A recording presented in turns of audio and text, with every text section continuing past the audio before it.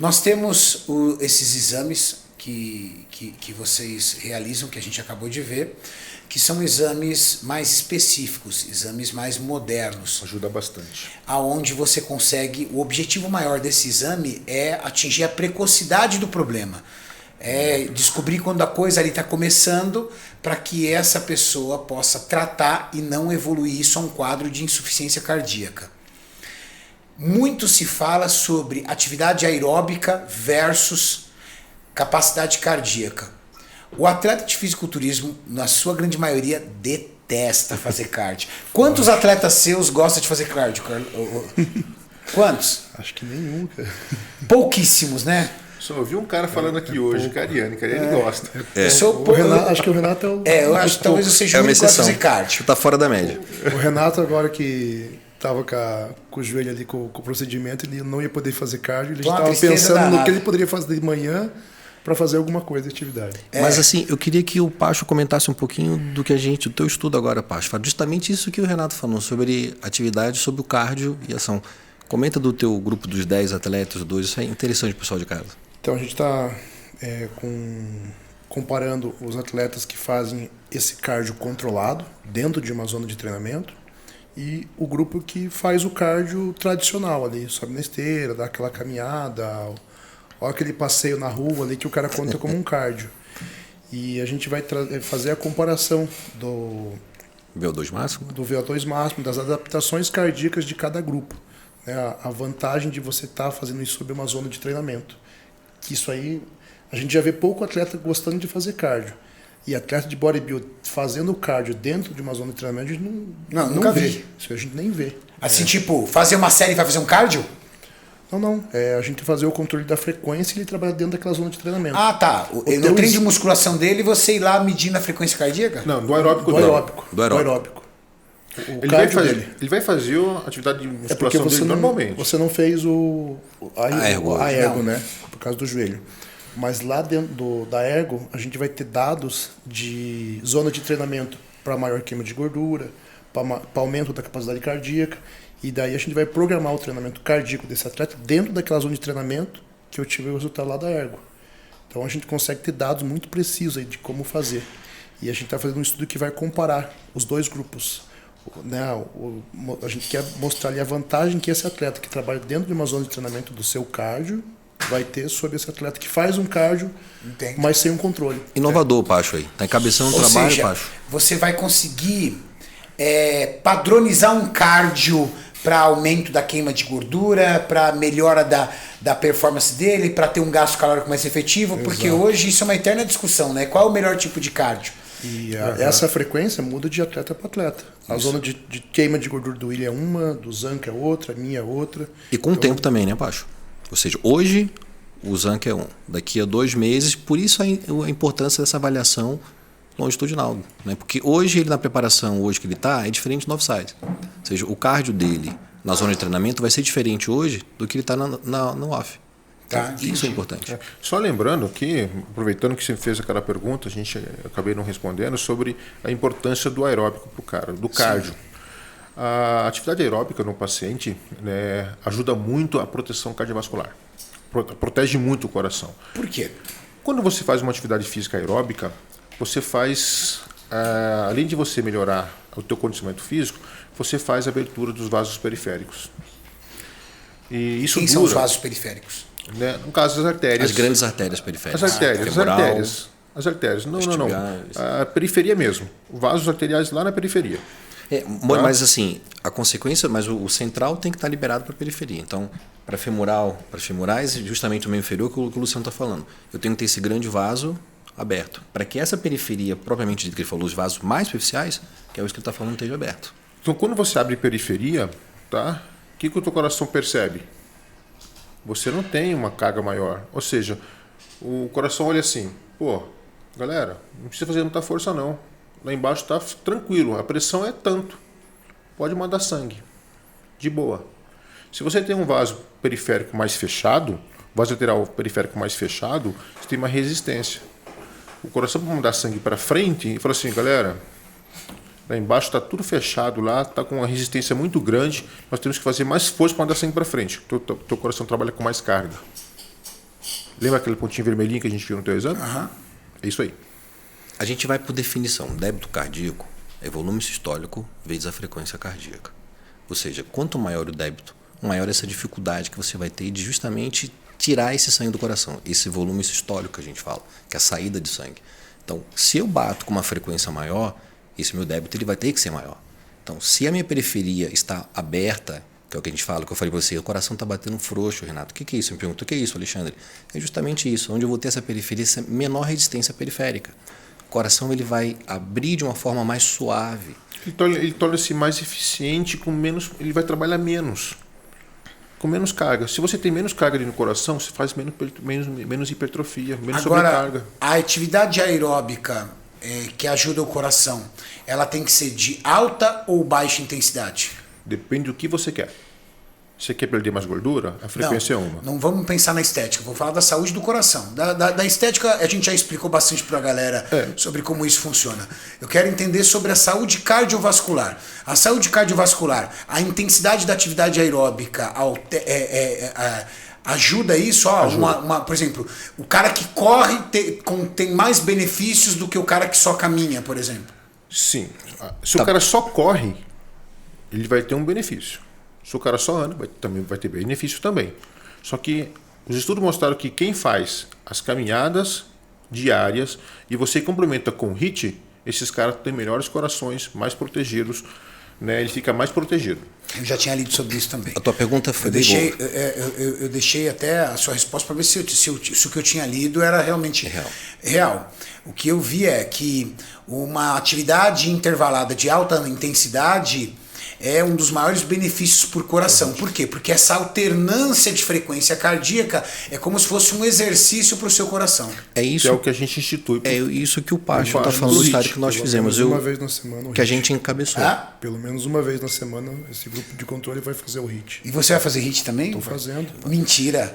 Um 130 quilos você fazendo HIIT como? Fala na bike. É sério você, Pacho? Fala, quantos por cento meu VO2 melhorou em 20%, 3 meses? Em 3 meses. O VO2 do Pacho era 83% do previsto e ele está hoje com 103% do previsto. Fizemos hoje, verificamos. Caramba, Pacho. 3 meses. Olha como funciona, hein? O Pacho fazendo HIIT. É isso eu queria ver, Renato. Renato, a gente tem uma imagem, e colabora isso se puder ajudar a gente, justamente porque para a saúde cardiovascular, essa preocupação que você está tendo, a gente fala de zona de treinabilidade. Eu preciso do primeiro limiar anaeróbico. Isso que a gente não fez de exame hoje, por isso que a gente não deu para a gente complementar isso. Lembrando que esse treino está relacionado com a ergospirometria. E tudo isso a gente está focando em duas coisas, tratamento e performance. Eu preciso pegar esse atleta fisiculturista, tratar a insuficiência cardíaca e fazer com que ele tenha uma alta performance. E como é que ele vai ter alta performance? Com essa análise. Porque eu vou falar em zona de treinamento. Zona de treinamento é essa saúde que você quer cardiovascular. Não, a alta performance é indiscutível, sabe? Porque a galera acompanha a gente. Quantas vezes o Júlio teve que abandonar o treino comigo? Várias vezes. Porque não conseguiu mais. Não vinha, não voltava a respiração, não voltava o cardio dele, ele passava mal, não tinha como. Tipo, não faltou força, não faltou perna. De uma forma em geral... Não faltou perna, faltou cardio. Isso. Se eu soubesse que ele estava aqui, a gente fazia o exame dele hoje. Ele não está aqui, ele está trabalhando. De uma forma geral, você tem que treinar o teu cardio abaixo do teu primeiro limiar anaeróbico. Coloca a imagem ali, Maurício, que a gente vai poder entender um pouquinho. O que é um limiar anaeróbico? Ô doutor, eu não fui nessa aula, doutor. Qual dela? Desculpa, Maurício. Qual tem dela? mais, aquela que você colocou na primeira. O primeiro pendrive que eu te dei. Isso daí, ó. Boa, doutor. Quando a gente fala em zona... Isso aqui é do Pacho, tá? Então a gente fala de zona de treinamento. Zona de treinamento é justamente onde você vai fazer com que aquele atleta tenha uma saúde cardiovascular baseado numa alta performance. O primeiro limiar, quando você me perguntou, é o momento onde você faz com que essa produção de oxigênio comece a ultrapassar o consumo de oxigênio. A gente está falando de um meio ácido, só que a gente atua aí numa solução tampão. É o período onde o organismo consegue ainda dar conta dessa acidose, ele tenta compensar. Para que a gente entenda, o Luciano adora falar de uma forma bem legal, é como se tivesse um turbo no teu carro, e você liga aquele turbo e você vai ter energia rápida, só que num período pequeno. O que é isso? Quando tem duas formas de você obter energia do teu organismo, na via aeróbica e na via anaeróbica. A via aeróbica é o famoso ciclo de Krebs, lembra da faculdade que a gente estudou? O famoso ciclo de quebra, eu tenho 36 ATPs, só que eu demoro muito, eu tenho mais energias, mais ATPs, só que eu demoro mais para fazer essa energia, para eu ter essa energia. A via anaeróbica, a lática, eu tenho menos energias, tá certo? É o ciclo da aspentosa, lembra que a gente viu isso?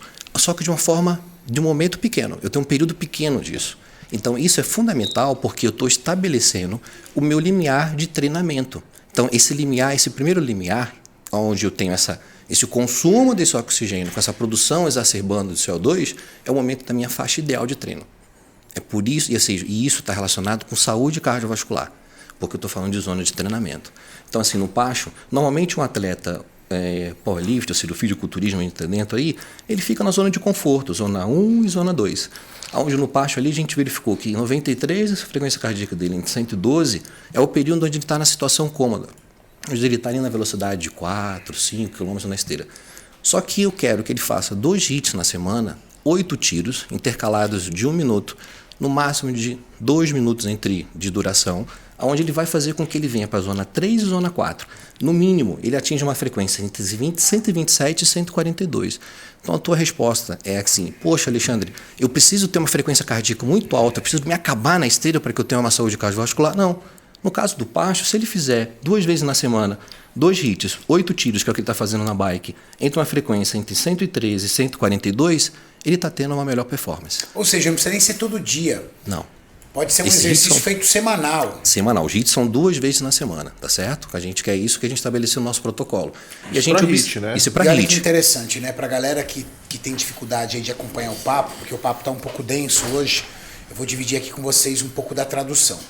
O que os cardiologistas estão explicando é, primeiro fator, a intensidade da sua atividade aeróbica não é a velocidade que você imprime na esteira, mas a frequência cardíaca que você consegue.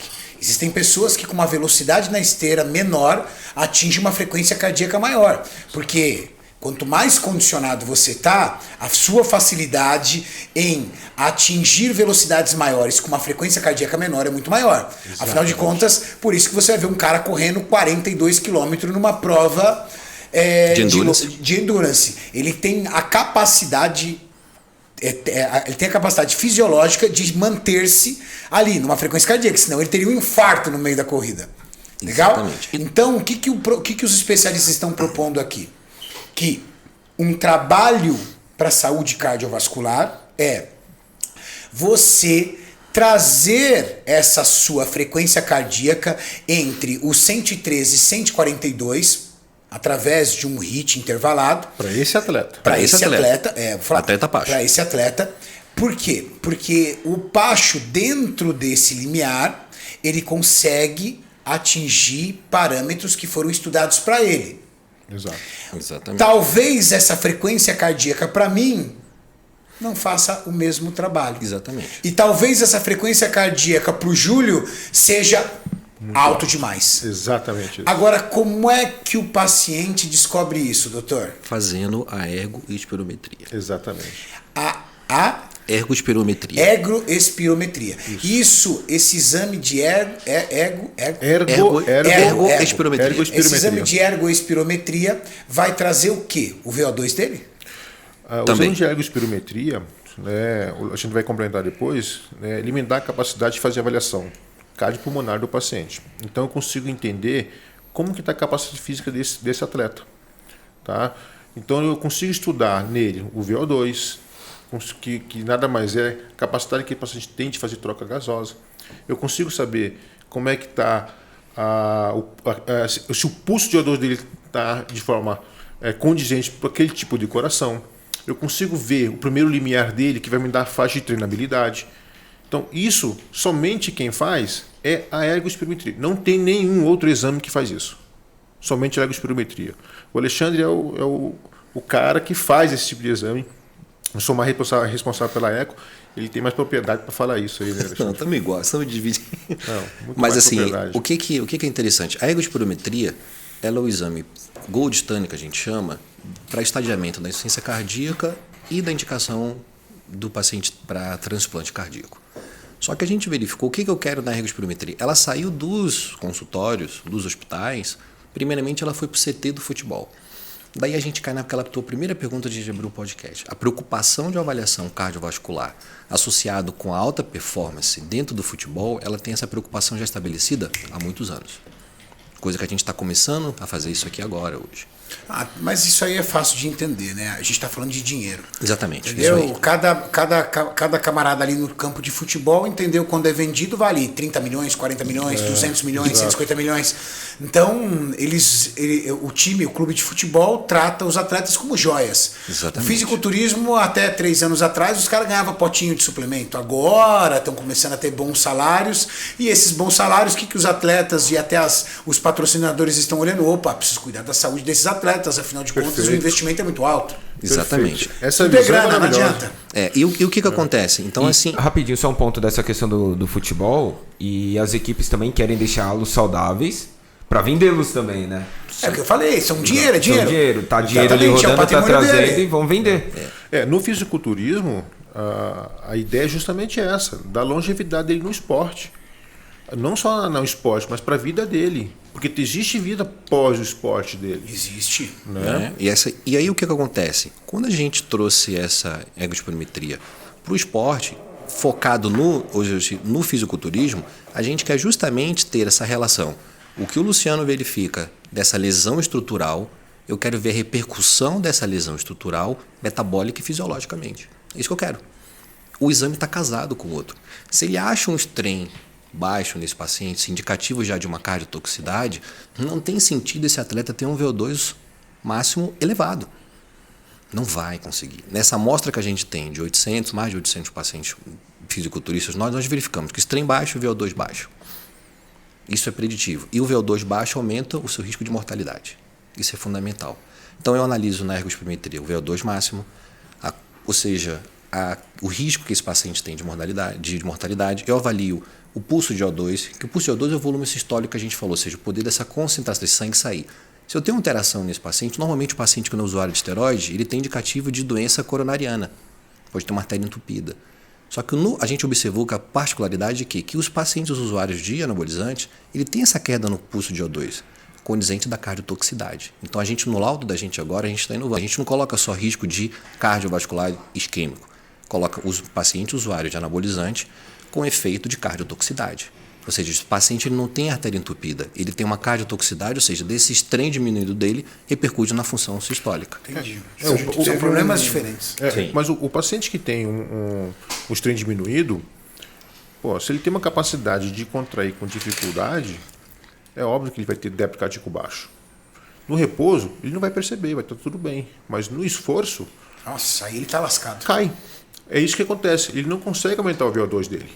Ele não tem bomba para poder trabalhar com isso. Ele não vai. Então a gente chega uma hora que ele vai cansar e não vai mais. Aí chega aquele ponto, não dá mais. A gente para o exame. É o teto que ele conseguiu o VO2. Geralmente ele está conseguindo ficar entre 90, 85, 90, até 100% do que é predito. Mas no atleta, o predito é acima de 125%. No bodybuilding a gente também tem a particularidade. Ele é mais baixo, justamente por essa cardiotoxicidade. O bodybuilder atingindo hoje um VO2 de 110% é aceitável um paciente hoje do bodybuilder. Ou seja, ele não tem uma cardiopetidão ideal. Hoje a gente percebe que com os atletas do Pacho e o Pacho também, a gente está conseguindo inovar isso. Por quê? Ele está fazendo cardio com zona de treinamento. Então a gente teve um atleta que a gente pegou um strain bem danificado, mas que ele não, no geral, não estava comprometido porque o VO2 dele era bom. Era um cara que gostava do cardio. Do cardio, exceção. Foi uma exceção, porque senão ele ia estar bem prejudicado, né? Se o VO2 também tivesse ruim. Exatamente, Pacho. É um cara fora da média. Ele contamina a nossa amostragem. Por quê? Porque ele é um cara que não está na estatística. Né? Está, exatamente. É um viés do estudo. Legal, muito interessante. E só para complementar, Renato, eu sei o que eu acho interessante. Maurício, só para a gente matar, você pode subir um pouquinho essas imagens daí? Porque se a gente está falando em alta performance na ergospirometria, é isso que é interessante. A gente está falando, ou seja, eu preciso saber o gasto energético desse paciente. E a ergospirometria me dá isso de uma forma científica. Nem sempre eu preciso avaliar a quantidade calórica desse paciente, mas eu preciso saber a qualidade dessa capacidade calórica que ele está sendo oferecida. Ou seja, ele está queimando energia de duas formas normalmente nós queimamos, das gorduras e dos carboidratos. Então possa ser, isso é fundamental para o nutricionista, para o coach, saber como esse paciente queima na atividade física. Associado com o exame que a gente não colocou aqui, para a gente avaliar o gasto calórico, desse paciente em repouso, que é a calorimetria indireta, eu consigo ter análise total desse atleta, com a ergospirometria e com a calorimetria. Eu sei quanto ele está queimando no repouso e na atividade física. Só que eu não sei só quanto, eu sei a qualidade dessa queima.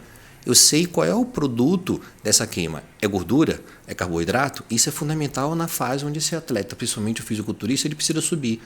Ele precisa queimar mais gordura para subir de uma forma melhor? Me explica uma coisa, como é que esse exame é capaz de saber qual é o tipo de molécula ali que eu estou consumindo, carboidrato e gordura? Como é que ele é capaz de fazer essa distinção? Isso é uma pergunta bem interessante, né? Eu esperava que você fizesse isso. É loucura. Porque o SOFT ele faz uma análise calorimétrica, baseado aqui no espectro da produção de CO2 com a queima, com o consumo de oxigênio. Eu tenho espectros específicos. Na minha degradação da gordura, eu utilizo essa via de síntese, eu tenho uma produção específica de gás carbônico, uma queima ideal de oxigênio. Então, uma relação entre eles. E isso eu faço de uma forma precisa, que a Ergo me dá. Isso é interessante. Que interessante. Então, é uma relação de consumo de oxigênio versus liberação de CO2. Isso. Eu consumo, no pasto, eu posso dizer que na zona 2, ou seja, com uma frequência de 100 batimentos por minuto, ele tem um gasto energético, ou seja, ele produz 4,82 quilocalorias por minuto, é a produção, é o gasto energético dele. E desses 4,82, 73,7 é de origem de gordura. 26, logicamente, 0,3 é de carboidrato, ou seja, 0,39 gramas por minuto de gordura e 0,32 gramas por minuto de carboidrato. Então, eu consigo fechar com baixa um pouquinho para mim, Maurício, por gentileza. A zona, ou seja, a frequência cardíaca ideal para queima de gordura. Eu sei que o pasto vai queimar melhor entre 101 e 121 batimentos por minuto, é a faixa ótima de queima de gordura dele. Precisamente, ou seja, eu não sei quanto quando ele está lá, onde eu estou medindo o meu gasto calórico. Beleza, mas esse gasto calórico tem que ser medido, tem que ser qualificado.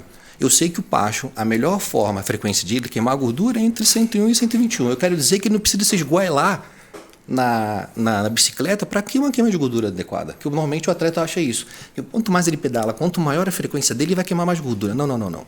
Hoje a gente consegue mensurar isso. E é por isso que o acompanhamento é individualizado, Renato. Cada atleta tem a sua particularidade. Isso é o atleta Pacho-Lock. O atleta Cariani... Todos esses dados são do Pacho. Com certeza os meus seriam diferentes. Porque cada um tem a sua identidade biológica. Exatamente. Perfeito. Aí eu tenho os dias na semana que eu trabalho do 100 ao 120 para queima de gordura. E pelo menos duas vezes na semana que a gente vai trabalhar na zona 3 e 4, que daí é com o HIIT. Então, assim... É o top. Esse exame é a ergospirometria. Ergospirometria. Então podemos dizer que é uma junção entre... Qual é o exame que você faz, doutor Luciano? Ecocardio, com análise de estranho e trabalho miocárdico. E o seu, doutor Alexandre? Ergospirometria. Esses dois exames é quem traz o panorama completo do atleta. O que o atleta vai ter de panorama? Quando eu falo atleta, tá, pessoal? É você também. É a pessoa que quer mudar o físico. Tá? A pessoa que quer buscar a melhora da sua performance.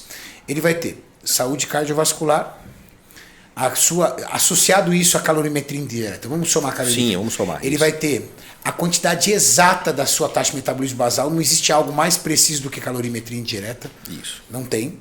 Padrão ouro. Padrão ouro. Padrão ouro. Nós temos o seu gasto calórico em atividade. Você tem a sua capacidade de queima de calorias em forma de carboidrato e em forma de gordura de acordo com a sua frequência cardíaca. Exatamente, Renato, isso aí. Aí você tem um mapeamento completo da sua performance. Exatamente. Ou seja, eu tenho para você, nutricionista, eu tenho para você, coach, uma forma específica, uma análise avançada desse atleta seu. Interessante, né, Pacho? Muito. Essa é a diferença. São dados que a gente consegue manipular uma preparação de forma muito mais precisa, né? E o que é interessante, associado a isso, a esse atleta que tem essa lesão estabelecida no coração, eu não me preocupo mais com essa lesão. Lesão estabelecida, lesão feita, ponto. O que eu tenho que me preocupar? Com o avanço dessa lesão e com a perda de função. Hoje o atleta, eu estou preocupado que ele não perca a função. Então, quando o Pacho faz um protocolo no atleta Zancanelli, onde ele está predisposto agora a subir daqui a 4 semanas, ele tem a programação dele, nós temos o atleta Zanca quando ele começou a preparação. Então, esse estudo, nosso protocolo, que Luciano, a gente faz, todo o nosso grupo, a gente está te falando, a gente avalia esse paciente com 0, 3, 6, 9 e 12 meses. Então, a gente consegue ter na mão, avaliar essa cardiotoxicidade. Então, a gente dá uma segurança do que o Pacho está fazendo em termos de lesão de miocárdio. Então, a gente consegue... Você controla o risco. Controlo o risco. Eu tenho mensurado esse risco. E o que é mais interessante, eu estou associando com ele a uma alta performance. Aí eu estou colocando esse atleta com a mesma especificidade que ele é exigido do futebol, daquele atleta bilionário, que hoje o atleta que você está falando no bodybuilding mudou.